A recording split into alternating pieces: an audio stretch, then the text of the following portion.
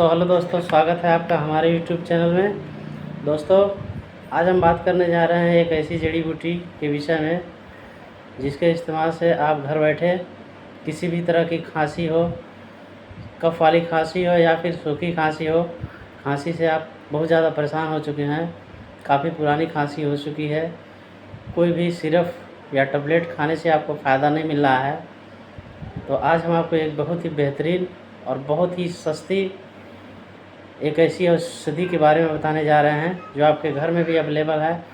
उसका इस्तेमाल करके आप खांसी, सर्दी, जुकाम, श्वास यानी अस्थमा जैसी समस्या से बहुत ही जल्द छुटकारा पा सकते हैं। तो दोस्तों, इसके लिए आपको मात्र 5 रुपये की दवा लेनी है जो आपके किराना स्टोर या फिर आपके घर में भी मिल जाएगी। आपको फिटकरी लेनी है मात्र 10 ग्राम फिटकरी लेनी है दोस्तों।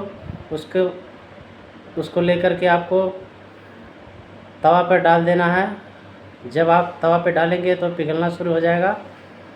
उसके बाद आपको लेना है 21 लौंग, 21 लौंग से लेनी है। उसको बारी बारी से उसमें डालना है। जब लौंग और